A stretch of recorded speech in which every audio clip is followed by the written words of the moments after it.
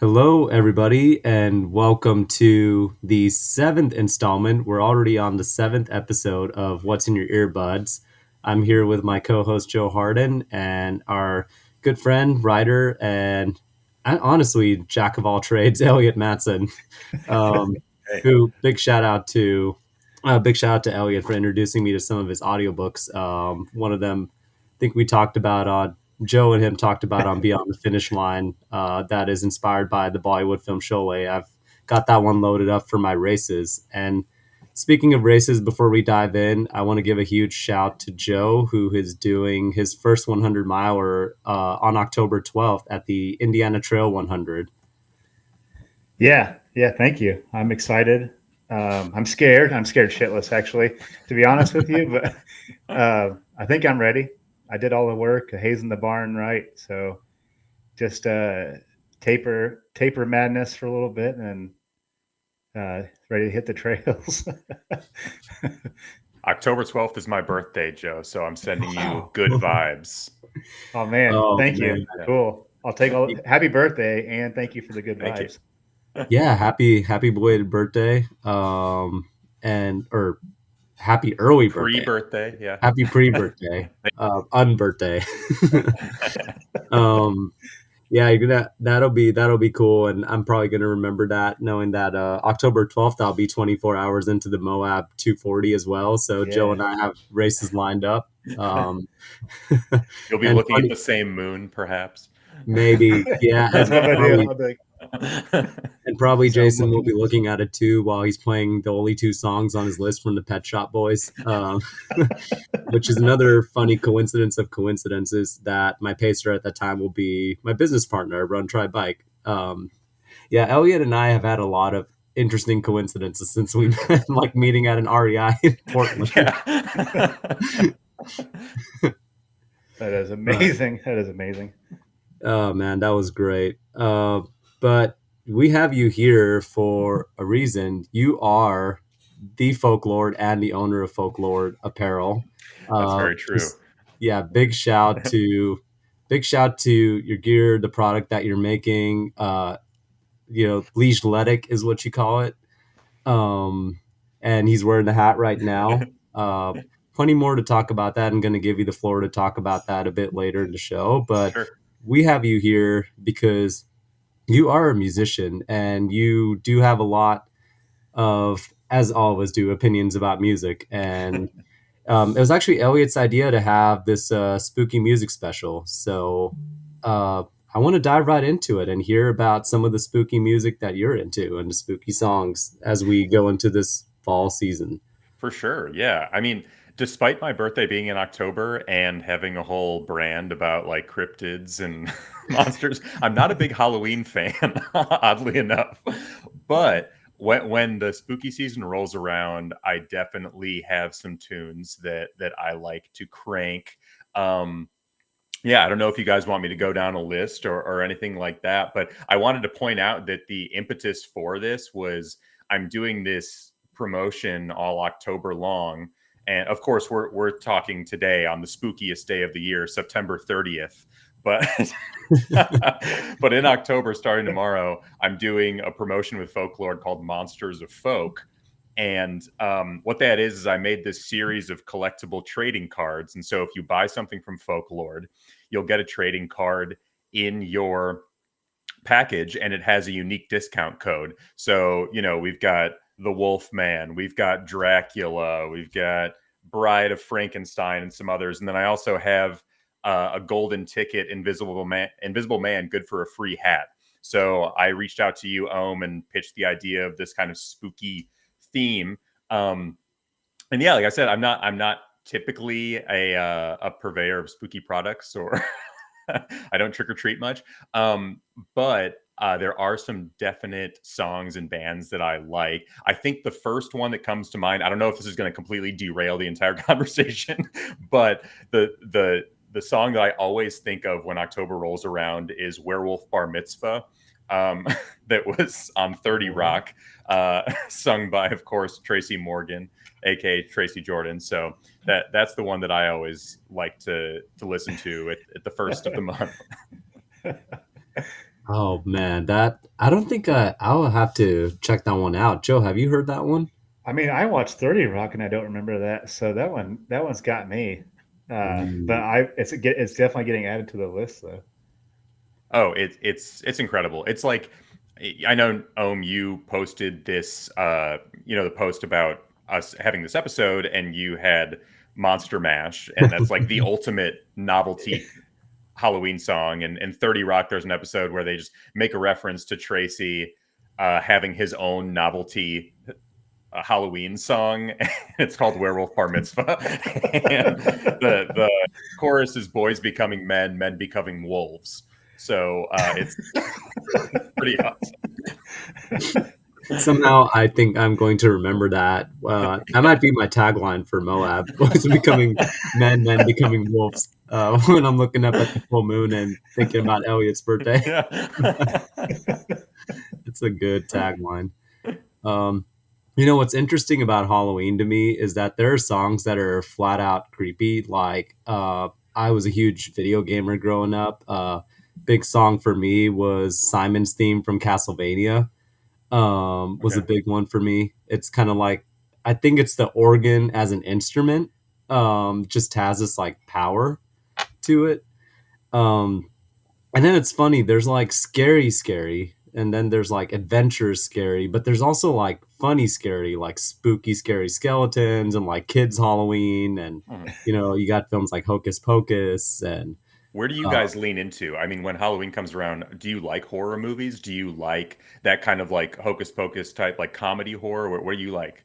oh man, I will say for me, I'm all of it. Like I used to be creeped out growing up watching like Nightmare on Elm Street and Friday the 13th and like slasher movies, but as I grew up, I watch them every year because I fully began to appreciate like the work it takes to make those practical effects in those Sure, yeah. films. Like it may look cheesy to some, but I don't know if you guys know the Nightmare on Elm Street scene where the first girl was having the dream and you see Freddy with his arms all wide like this. And I'm just like, that is the coolest thing, and or the buckets of blood when Johnny Depp's character gets killed in another one. But I just appreciate the special effects. But I would say that I also like campy Halloween, like Hocus Pocus. I like Mickey's Halloween kind of stuff. Like, so I'm kind of on the spectrum of like all of it. What about you, Joe?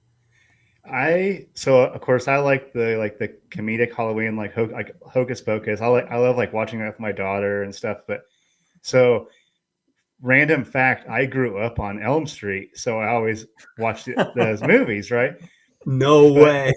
yeah, so yeah, my You're not Freddy one. Krueger, are you? No, I swear, you Okay. guys can go. You guys All can right. have dreams tonight, Just and want it'll to be make all a right. check. Uh, but then I would go like full like Texas Chainsaw Massacre and like House of the Thousand Corpses. Like, but I can only do that for so long before I'm like, all right, I need to watch something funny before I like go to. I'm like, full grown human, and I'm still like, oh, that was maybe too scary before bedtime. so, so, but I got into like Hellraiser and like all that stuff. But I thought that stuff was kind of cool. But I mean, it's cheesy now. Like, but to Ohm's point, like some of that stuff, like the old Halloween movies or like Texas Chainsaw Massacre for what they had, those are just really good, well put together films, honestly. But now if like it's like a horror movie where it's like almost too realistic, no way. Like I can't do any like the I don't know, the Ring's not realistic, but that movie really like kind of got me. I was just like, maybe I'm just a chicken shit, I guess. But I could. Yeah, that kind of stuff I can't do either. Like the body dismemberment and torture Mhm. stuff. I can't do that. But I like the more, I mean, it's on brand, but I like the more folk horror stuff like Midsommar or like Wicker Man, that kind of stuff that's rooted in some sort of weird history. I always gravitate to that. Or like a genre specific thing. Like my wife and I just watched the whole X series, like Pearl and X and Maxine. And I love that stuff. And I feel like a lot of what makes a horror movie is the music and the soundtrack. And just like you're Yeah. talking about, like there's this Netflix series called Movies That Made Us, and it's all about the behind the scenes of these. And they did a season of horror movies, and a lot is like about the practical effects that went into Nightmare on Elm Street or Halloween or whatever. But there is a huge aspect of it that's like the score and what makes you scared or what makes you feel something. Yeah, I have to ask you that question, both of you that question. I mean, talking about like music and soundtracks in horror movies being a significant part of it, like I have to say, like I would say one of the big reasons Freddy Krueger made me afraid to sleep, maybe it wasn't just Freddy Krueger himself, but was just that soundtrack. His theme is just so bone chilling. And then to think about John Carpenter's Halloween, like that was like it's not even, I mean, you could probably speak more to this, but I heard it's not exactly like a complex composition and it was made on a very low budget, but Mhm. it's become one of the most iconic themes of like horror and maybe one of the most iconic themes of like cinema. Um and so I have to ask both of you, like, are there any horror movie themes that, you're just like doing a random thing and would just like come up in your head or like has have stuck with you for a very long time? That's a great question. I think like Halloween and like any of those John Carpenter films, like yeah, I think what you're saying is like having it so distilled down to that's like a few notes, and immediately it's like the Jaws theme too. I mean, I don't know if you can classify that as like horror, but still, it's so simple and it like cuts right to the core and makes you freaked out immediately. Yeah. Depending on Oh, sorry, Yeah. go ahead, Joe. So I agree. Yeah. It's like, it's, yeah, I agree with what Elliot was just saying. I was gonna say, depending on who you ask, Jaws is definitely a horror movie. If you ask me as a kid, then I was afraid that there were sharks under my bed. um, and the fascinating thing about that movie, if we're going in the movies, is the shark's only in the movie for like 10 minutes. Yeah, yeah, I have heard about that. Like they spent so much time trying to make the shark and it just looked like shit. And so they decided to remove him from a lot. But that the aspect of him not being seen makes it even more scary. And I feel like that is translated and transcended throughout the genre, where like the unseen stuff is the freakiest. And it probably gets back to the music too. I mean, like it's like, that cliche of jazz. It's like the notes that you're not playing, but it's like Oh, everything that you're not hearing is scary as hell. Yeah, definitely, definitely. So you said you had more songs on your list. Let's hear some more. Yeah, so there's a band that I always come back to, especially this time of year. And oddly enough, talking about movies, it was Ryan Gosling's band, and it was like in the early 2000s, back when he was famous, but he wasn't like a mega super action star like he is now. But he had this band with another. He's like a producer. He's actually like a lot of he's done a lot of horror movies as well. But they had a band called Dead Man's Bones, and the concept was they created this album with a chorus of school kids.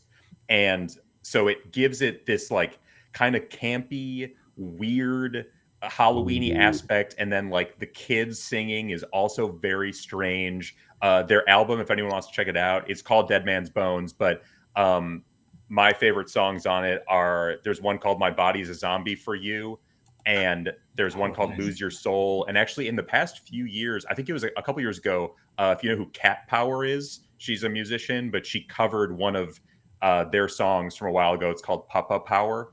And it's like, it's really good music, but it still has that creepy aspect to it. Man, that's interesting. Like I'm definitely gonna have to check that out. I feel like Oh, there's a you lot should. here that I haven't heard of that I Yeah. Same really need to here. check out. Yeah, especially like you wouldn't expect Ryan Gosling for who he is to have a band, but he also is like he has this very interesting, very specific kind of crooner voice that he uses, and so it just gives it this very weird, creepy sound. But it's really good music too. So I always throw that on the Halloween times. Another one that I was going to talk about is I'm a huge fan of The Cure, and I feel like like Halloween and goth music or whatever you want to call The Cure. definitely are synonymous in my mind. And I think especially like The Cure's earlier stuff, like The Head on the Door and Disintegration, are two albums that I don't know if they necessarily work like in a horror movie, but they definitely have that sort of scary, creepy element to them that I really enjoy. Are there any? So one of the things that kind of came in my mind right now is just kind of like music. And one question I've always had, depending on seasons, you've obviously got like Christmas music and you've got like Halloween music, but what about songs that feel like there's a particular time period to listen to them? Like, for example, like Korn and Slipknot are not necessarily bands that like you would listen to only at one time of the year. But for me, there are certain times where like it is like fall and October season. I feel like I have more of a desire to like blast like Slipknot, than I would like at other times of the year. Um, and I was wondering if there's any bands like that are seasonal for both of you. That's interesting. What do you think, Joe? I would say I don't think I realized it until you just brought that up, because it hasn't been intentional. But I noticed that this time of the year, like as we kind of shift to fall, I will listen to a lot more bluegrass and Hmm. um, like dang, I just forgot his name. How did I just forget? Towns. Van Sant? Yeah, like I don't know why. I'll get into more of that kind of stuff during this time of the year when it gets colder, but or like Tyler Childers or A lot of flannel. a lot of flannel. Yeah, my flannel gets heavy. Like I've already had one on this Thick week, so flannel, yeah. whew, like something feels right about that flannel. The first time that flannel goes on, and maybe my facial hair gets a little thicker. but so yeah, I definitely have that season where maybe I didn't realize that that's what's happening, but I'll start drifting into the bluegrassy, like uh, more like what do they call, like the high lonesome bluegrass kind of sound, I guess. I'll kind of drift that way this time of the year. Sure. Yeah, I'm probably the same way. Yeah, like as you said, I'm not going to be like listening to Nat King Cole any other time besides Yeah, Christmas, yeah, But like in terms of like the fall Halloween time, I feel like my music taste will shift into more of like a somber yeah. tone, than usual. I have been listening to a lot of like different pop music. Like I'm still milking Brat Summer for all the listeners who are Charlie XCX fans and Chappell Roan fans. But yeah, I also listen to a lot of like instrumental music. I thought a good thematic tie-in. Again, it's not like necessarily Halloween, but there's a band called Man or Astro Man, and they I don't think they're a band anymore, but they're kind of uh like if surf rock like Dick Dale and the Deltones were from Mars. So it's kind of like a weird mix of uh, instrumental rock, surf rock music, and spooky stuff. Another one I feel like is Devo. They have just a lot of weird music videos and weird stuff. So I try to ride the wave into fall, even though I'm not a big Halloween person or Halloween decor person. I think the sound of it is definitely something that I'll get into for sure. Yeah, definitely, definitely. What do you think about that, Joe? Yeah, I would say, yeah, I would definitely ride the waves of different. I probably won't be listening to a lot of Bob Marley when it's like 10 degrees outside, So like my music will like kind of shift around. But so yeah, I definitely agree with that. And I wanted to back up on a really crazy horror movie soundtrack. Everything that Rob Zombie does, it's not the music isn't scored for just the movie. It's like Mhm.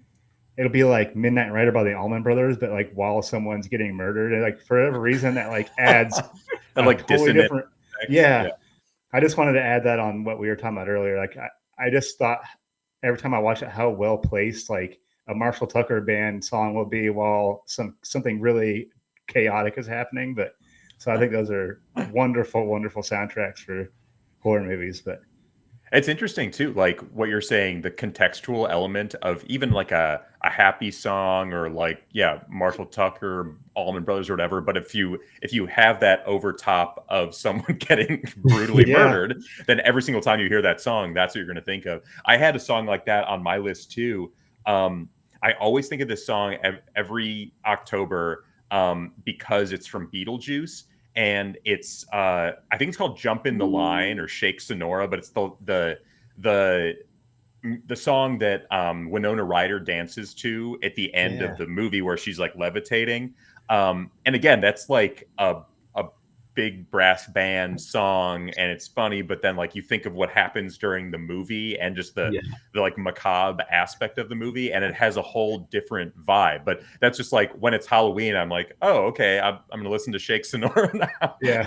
I don't necessarily think Harry Belafonte intended that for the Yeah. listener. But Yeah, I yeah, think nuance matters, right? And yeah. like, Beetlejuice is presented as very much like it's like a Tim Burton, like creepy but kind of lighter kind of film versus like a hardcore horror film, and Mhm. it just shows you how like all the bits and pieces matter, like direction. I mean, I've been in the YouTube rabbit hole, and like I don't know if both of you have watched Friends, but there's Mhm. a particular scene where Ross is going crazy over a sandwich that his coworker stole, and somebody put it over like horror music. And what is a comedic scene makes Ross look like a total psychopath, And it's just like it just shows you how much the music matters. And now I might go down a rabbit hole of like what happens if you put like comedic music over like Nightmare on Elm Street or something like that. Or like the It's Benny Hill theme. Yeah, like Benny Hill. There's all those different It's got to YouTube have been videos done. where it's like they'll take the Game of Thrones intro and make it like a 80s sitcom intro where everyone's like turning to the camera. And I mean, you could easily do that with horror music or like a scene from Friends and just make someone look absolutely insane. It reminds me of something Joe did. There's a band that my coach recently introduced me to who's like electronic metal, like new metal. They're called Cam FDM. They're like a German band. Absolutely love them. And there's a song called Megalomaniac that I play during ultras, and it's like a hardcore like single track song. And like Joe told me about how he was mowing the lawn to Megalomaniac. Oh yeah, he told me that. Worst chore ever. Yeah. Gotta hype yourself up for it. It's like, let's go. Hey, those lines have to be, those stripes have to be on point in this neighborhood. So you got to get hyped up. You will visit people in their nightmares if they're not, right? Now we're gonna have to have our artist or somebody illustrate Joe as Freddy Krueger. Have to whip some. Oh man, but yeah, I think we might even be able to have a whole nother episode on like misfit music at some point because that's a whole thing of itself. Do you guys consistently listen to music when you run, do you think? I mean, obviously the whole premise of the show is that, but like a lot of times I just like to not listen to anything, or sometimes I'll listen to a podcast, but typically like new metal in particular, but like music is not always the first thing I'll gravitate to, like especially on a really long run. But do you guys find that like gets you through? For me, I would say that for my easy runs, I really like the stuff that's like a 1 hour run. That's like a consistent pace. It's on a road. Mhm. Like I'll probably pop in some music and some podcast or audiobook. But for the long runs in the mountains, I might pop in something occasionally if it's kind of that kind of day. But I usually just like to groove with nature and just listen to nothing at all. Mhm. Um, and sometimes when I'm doing a hard workout, it's kind of 50-50. Sometimes I need to get myself hyped up for an interval. Like I'll definitely play some like EDM or like some new metal music. Definitely Killing in the Name is a big song for me. Like Rage Against definitely is good interval music, but um, I think it's definitely mixed for me. What about you, Joe? So I've never started out with me, especially like at an actual ultra, because there's people like Mhm. if you're doing like a conga line and a single track, but I'll Oh wait, always you stay. weren't talking about Harry Belafonte again. Never mind.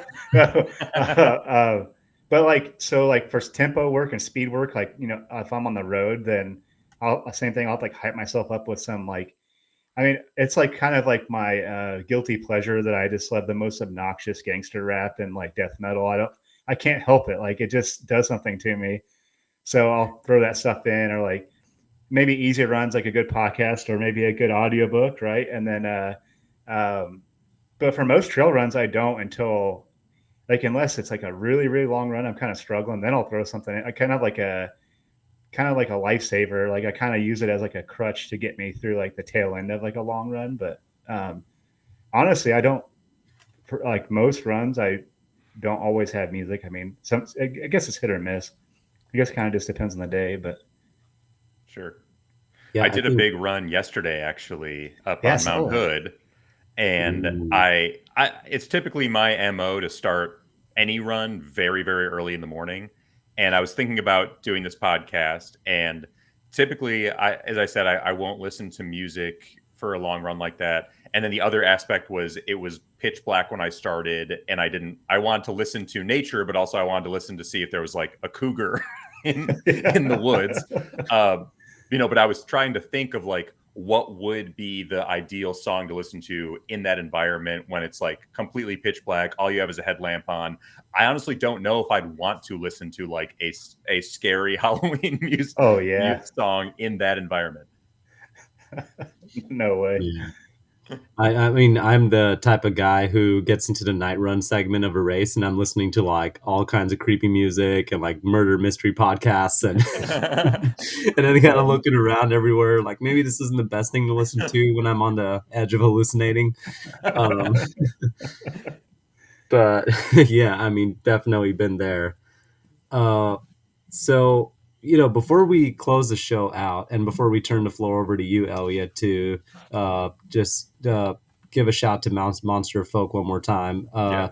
we had some submissions of music for spooky songs. Oh, nice. Yeah, Yeah. Joe put some viewers out, and we got some really great submissions. Really love the participation on this podcast. Everybody, appreciate you all. Yeah, we had a really good response. So first, we had Jennifer Goins, who I had on episode 11 of Beyond the Finish Line. So Jennifer, Hocus Pocus soundtrack. I put a spell on you. That's a good one too. Oh, that's good. We Yeah. had we had Thrill from Michael Jackson come from Jennifer, Jason, my buddy Eric Lindley, who I run with, monthly, if not weekly, sometimes. We had Darren Clauch. He's a part of the Ignite Trail series and the Dyno Racing guys. He said Midnight Rider, Gallows Pole by uh, Led Zeppelin, Don't Fear the Reaper, Bleed It Out. And Eric Davis, who I can't remember his Instagram handle. It's like eggs over easy. Oh, dang it. Sorry, Eric. Forgive me for that. Eric Davis. Shout out to Eric Davis. I'll be running with him at the IT 100. He had Tom Petty, Zombie Zoo, The Waterboys, Hole of the Moon, and Warren Zevon, Werewolves of London. I love Warren Zevon, actually. And we had, that's it, actually, for this one. I forgot my other list. So that's the beginning of the list. And if I forgot your song, hit me up and I'll fix it. So yeah, we had some Yeah, good suggestions this week. yeah, some great suggestions. Thank you for that, Joe. And yeah, Oh, go Jennifer ahead. said "Monster" by Lady Gaga. I forgot that last one. So yeah, Oh, sorry Nice. about yeah. that. Yeah, that's a really good one actually. That's a good one. Big shout out to all of our everyday athletes for your song submissions. We'd love to hear some more of your spooky songs. Definitely put those out this week as this podcast. This live show will be available right away. It'll be on YouTube in a couple days, and it'll be on podcast on Friday, October 4th, the same day that we have another article coming out from Elliot. It's almost as if we planned that. It's almost as if we planned that.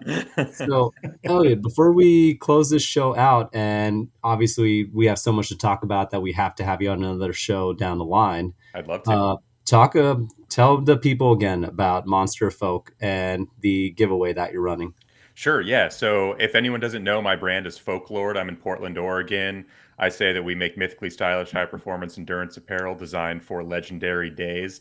And all October long, I'm running this Monsters of Folk promo, extreme close up.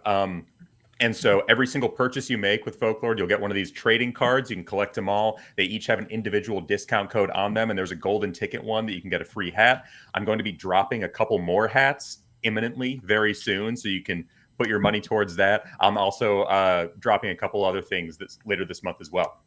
So really excited about that. Appreciate the support. I appreciate the support from you guys for having me on the show, for letting me write articles for you, and just being awesome people to hang out and chat music with.